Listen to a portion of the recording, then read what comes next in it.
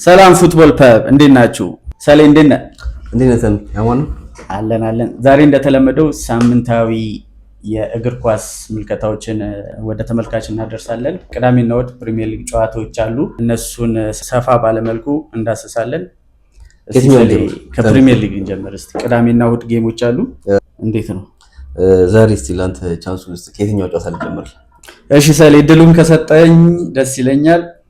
የሳምንቱ ታላቁ ጨዋታ እዚህ ቤት የማንቼ ነው ሁሉ ጊዜ ታላቁ ጨዋታ። ስለዚህ ኖቲንጋም ሶስተኛ ስትሬት ዊን አድርገናል። አራተኛውንስ ይቀጥላል ወይስ ያ ልጅ ፀጉሩን ይቆረጣል? ያው ለፀጉር መቆረጥ በጨዋታ ይቀርባል። ደግሞ አንድ ስቴፕ የምታስኬድ ነች እና እንዴት ነው? ከባድ ጨዋታዎች አይደሉም፣ የሚቆረጥ ይመስለኛል። ማንቸስተር ዩናይትድ አሁን ካለበት አቋም አንጻር ማለት ነው። ምክንያቱም ተጫዋቾቹ ታክቲካሊ በጣም ዲሲፕሊን እንዲሆኑበትን ጌም አይተናል፣ ባለፈው በብራይተን ማለት ነው።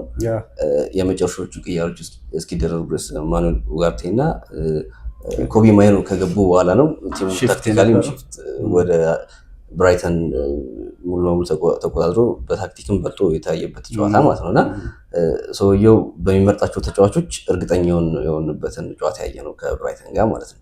እና ማንቸስተር ዩናይትድ አሁን የሚገጥመውን ኖቲንጋም ፎረስትን ሲገጥም ኖቲንጋም ፎረስት እንዳምናው በጥሩ አቋም ላይ ኖሮ አይደለም ኖቲንጋም ፎረስት የሚያገኘው። ምክንያቱም የኑኖ ስፕሪት ለውጥ አድርጎ ሁለት ያሰልጣኝ ለውጥ አድርጓል በወር ባልሞላ ጊዜ ውስጥ ማለት ነው እና ኑኖ ኤስፒሪቶ ሳንቶን አባሮ ኤንጅን ቀጥሮ ነበር እና ኤንጅ በ10 ጨዋታዎች ምንም ጨዋታ ማሸነፍ ባለመቻሉ ኤንጅንም አሰናብቶታል። በጣም ፈጣኑ የሆነው የሹምሽር ማለት ነው እና ኤንጅ ከተሰናበተ በኋላ ሾንዳይች ነው የያዘው ኖቲንጋም ፎረስት እና ሾንዳይችን ደግሞ እናውቀዋለን፣ በኤቨርተን ቤትም በበርንሌይ ቤትም እናውቀዋለን።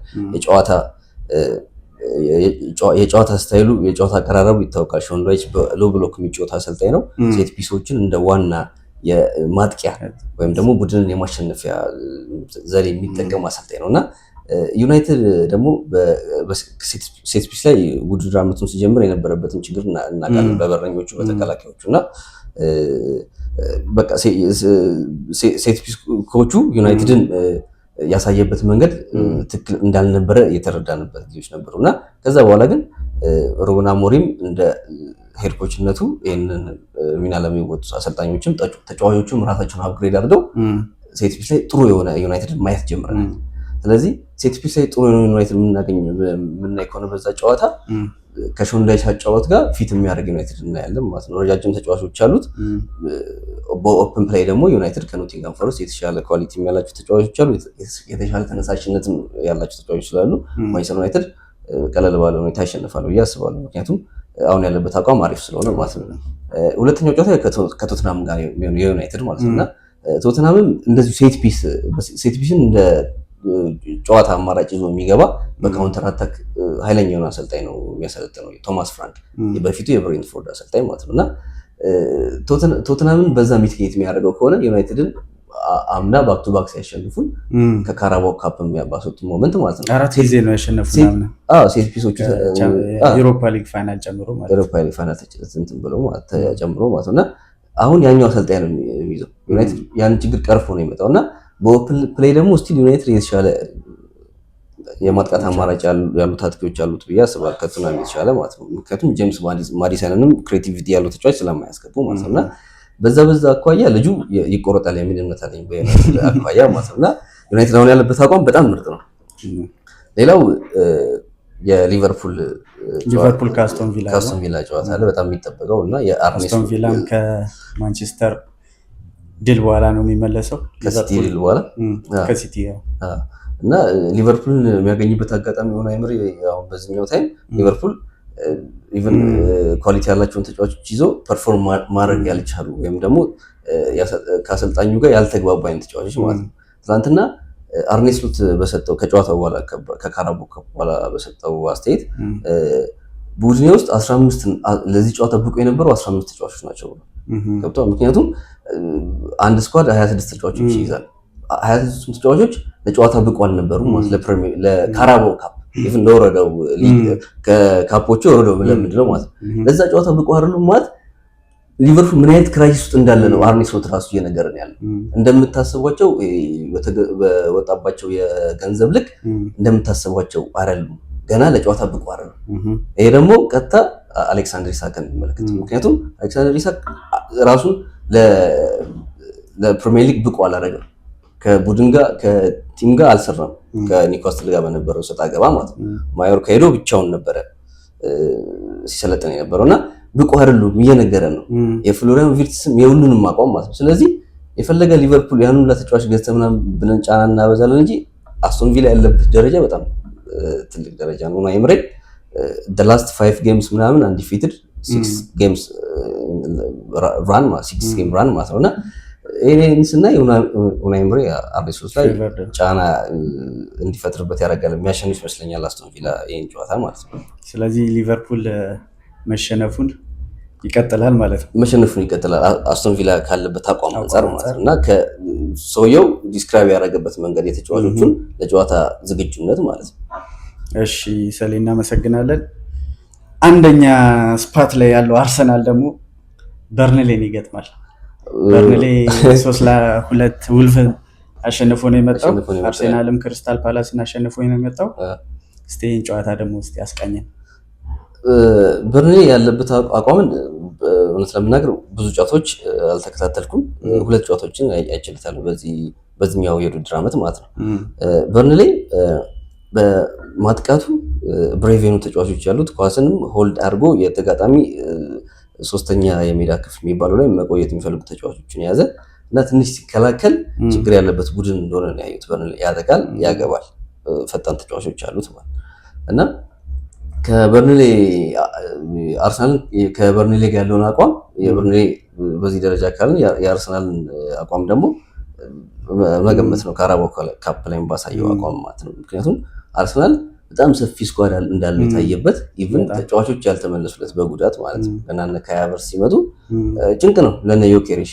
ምክንያቱም አርቴታ በ4 ዓመት ጊዜ ውስጥ ሳየው የቡድኑን የፕሬሲንግ ስታይል የአርሰናል የፕሬሲንግ ስታይል እየጨመረ በየአመቱ እየጨመረ የመጣ ቡድን የሰራው ከሪአክቲቭ ፉትቦል ማለት ሎ ብሎክ ከሆነ ቡድን ማለት ተጫዋቾች ቀንሶ ቡድኑን ቢልድ አድርጎ ማለት ቬርሳታይል ፕሌየሮች ነው የሚያስፈርመው።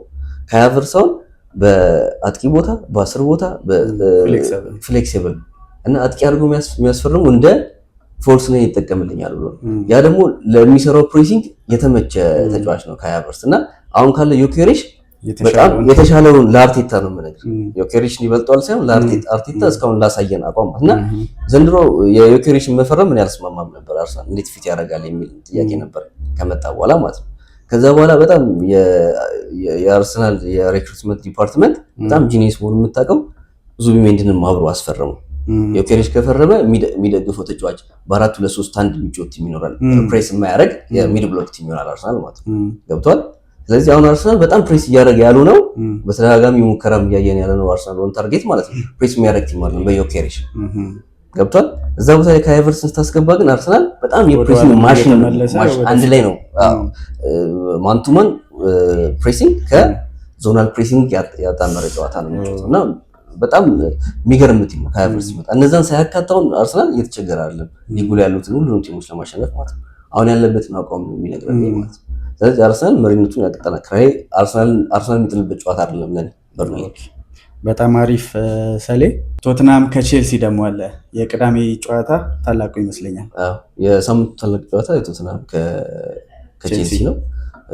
ለንደን የቶትናም እና የቼልሲ ራይቫል ቡድኖች ናቸው። ሁለቱም የለንደን ክለቦች ናቸው፣ ግን በጂኦግራፊክ አቀማመጥ የአንድ ቦታ አይደሉም እና አለ ራይቫለሪ አለ ከዋንጫ ፉክክር ጋር ድሮ ከነበረው ታሪክ ጋር ማለት ነው አለ። ግን እንደ ሰሜን ለንደን ደርቢ ከአርሰናል ጋር አይደለም። ከአርሰናል ጋር እንዳለው ደርቢ አለ። ያኛው የራሱ የሆነ የፖለቲካልም ሳይሆን የሃይማኖት ኢሹ ነው ያለበት የሰሜን ለንደን ደርቢ በጣም ነው የሚጠላሉ። እስቲ እንዴት ነው የቶትናም እና የአርሰናል በዚህ ደረጃ የደረሰው? እንትን ማጆሪቲ የአርሰናል ደጋፊ የካቶሊክ ሪሊጅን ግሩፕ ነው። ኦኬ ለንደን ላይ ሰሜን ለንደን ማለት ነው። ማጆሪቲው ደግሞ የቶትናም ደጋፊ ደግሞ የፕሮቴስታንት ነውና የፕሮቴስታንት እና የካቶሊክ ራይቫለሪ ያለበት ደርቢ ነው ከኳሱ ባሻገር ማለት ነው። እና ሌላ ደግሞ እዚህ ላይ እንደ ፊውል ይጨምራል በጣም ነው። ያው የአንድ ቦታ ከተማች ክለቦች ስለሆኑ ይተራረባሉ ማለት ነው። እና በጣም ያን ራይቫለሪ ደግሞ ከፍ ያደረገው ተጫዋች ሶል ካምቤል የሚባል ተጫዋች ነበራቸው አርሰናል በታሪክ ማለት ነው። ኢንቪዚብልስ የሚባለው ቲም ላይ አባል የነበረ ሶል ካምቤል ረዘም ያለ ሶል ካምቤል አንተ ፋሚሊያር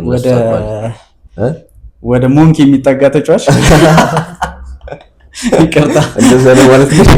ይቆረጣል እና እሱ ሶል ካምቤል ከቶተናም ነው ወደ አርሰናል ቀጥታ ዝውውር የፈጸሙና በጣም የቶተናም ደጋፊዎች ልክ ፊጎ ባርሳ ላይ ያደረገው ቢትራያል እንደዛ ነው የሚሰማቸው እና መጠላላት ባለው እንደውም በቅርቡ ጃንዋሪ ላይ ይመስለኛል ሶላንኪ የቦርንማውዝ የነበረው ተጫዋች ተቀላቅሏቸዋል አይደል አምና ኤንጂ ያሉ ማለት ነውና እሱ ተጫዋች በልጅነቱ የአርሰናል ደጋፊ ነበርና እንደዛ የሚል ነገር ተገኝቶበት በጣም ሲንጫጩ ነበር። የአርሰናል ደጋፊ ሆኖ ቶትናም የመጣው እኛን ድጋሚ ከሰሜን ለንደን ያንስን ለማድረግ ነው ማለት ነው። በጣም የቶትናም ደጋፊዎች ራሱ እንትን ይንጫጩበት ነው። አሁንም ራይቫለሪ ቀጥታ ዝውውር ያደረጉ ተረዳኝ። ዩናይትድ እና አርሰናል ዩናይትድ እና ሊቨርፑል ቀጥታ ዝውውር አድርገው እንደማያውቁት ማለት በታሪክ አለ። ግን በጣም ከሆነ በኋላ ባላንነቱ በጣም ማክሲመም ነው። እንደዛ ሁለቱ ጋር ያለ ነው ሶል ካምቤል ያንን ፊውል አሁን ያልኩን ራይቫለሪ የከተማ ራይቫለሪ ፊውል ያደረገው ማለት ነውና የሁለቱ የቼልሲ እና የቶተንሃም ደርቢ እንደዛ አይደለም የሚታየው። ግን አሁን ባሉበት አቋም ኤንዞ ማሬስካ ያለበትን ስታተስ እናውቃለን። ቲሙ ኮከብ ተጫዋች ወጣት በጣም የበዛ በእድሜ ቡድኑን ማኔጅ የሚያደርግ ምክንያቱም ሊደሮች ያስፈልጋሉ ተለቅ ያሉ ማለት ነውና እንደዛ የሌለበት አይነት ነው ኤንዞ ማሬስካ እና ያንን ማኔጅ ማድረግ አልቻለም እየተባለ ነው። ምክንያቱም ቼልሲ ያወጣልም ይሸጣልም ተጫዋች ደግሞ ይገዛል እና በጣም ኢንቮልቭ ያደርጋልና የራሳቸው ስትራቴጂ ነው እና እነሱን አንድል ማድረግ አልቻለም ተብሎ ጫና ውስጥ ነው ያለው ኤንዞ ማሬስካ። ጥሩ አሰልጣኝ ነው። አምና ክለቦች በልተዋል የ25 ማለት ነውና አሪፍ አሰልጣኝ ነው። ግን ቼልሲ ቤት ያው አሰልጣኝ ምን ያህል እንደሚቀያየር ታውቃለህ። ወንበሩ ሰዓት ነው ለአሰልጣኝ የሚመች ቤት አይደለም። ሞሪኖ ራሱ ሁለቴ ነው ፋየር ያደረጉት እና እሱም ጫና ውስጥ ገብቷል። ጫና ውስጥ እያለ የሚጮት ቲም ነው ቼልሲ ማለት ነው። በተለይ አሰልጣኙ ማለት ነውና ስፐርስ ደግሞ በተቃራኒው በዚህ ዓመት አሪፍ ነው በቶማስ ፍራንክ በቀድሞ በብሬንትፎርድ አሰልጣኝ ማለት ነውና ስፐርስ ከቼልሲ የተሻለ ፖዚሽን ላይ ነው የሚጀምረው ብዬ አምናለሁና ስፐርስ ጨዋታውን ዶሚኔት የሚያደርግ ይመስለኛል። በጣም አሪፍ ሰሌ ፉትቦል ፐብ ነው እየተመለከታችሁ ያላችሁ ተመልካቾቻችን። ሰብስክራይብ በማድረግ አበረታቱን። እንቀጥላለን ወደ እሁዱ ጨዋታዎች። እሁድ ደግሞ ማንቸስተር ሲቲ ከቦርንማውዝ አለ። ቶፕ 4 ላይ ነው ያሉት። ይህም ጨዋታ በጣም ምርጥ ነው። ያው ሲቲ ዘንድሮ ተጫዋች ቀይሯል እና በዛ ላይ የሮድሪ ጉዳት አለ። ያው ቡድኑ ምርጥ ነምበር 6 እንደ ሮድሪ አይነት የሚፈልግ ቡድን ነው አለ አሁን የጋርዲዮላ ቡድን ማለት ነው። ኮቫቺችንም በለው ኒኮ ጎንዛሌዝንም በለው ፐርፎርም እያደረጉ አይደለም እንደ ሮድሪ ማለት ነውና ሮድሪ እስካልተመለሰ ድረስ የሲቲ ችግር ይፈታል ብዬ አላምንም። በተቃራኒው ደግሞ የአንዶኒ ኢሪዮላ ቡድን በሂደት ራሱን ከፍ እያደረገ ያው ነው ብቃት አለ።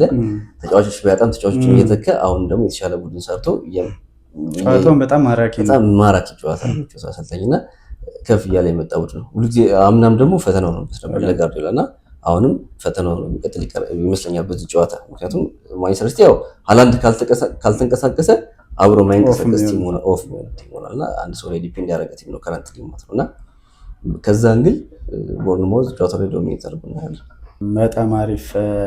የዛሬው የፕሪሚየር ሊግ ዳሰሳ ይህን ይመስል ነበረ። አብራችሁን ስለነበራችሁ በጣም እናመሰግናለን። በሌላ ፕሮግራም እስከነመገናኝ ድረስ ቻው።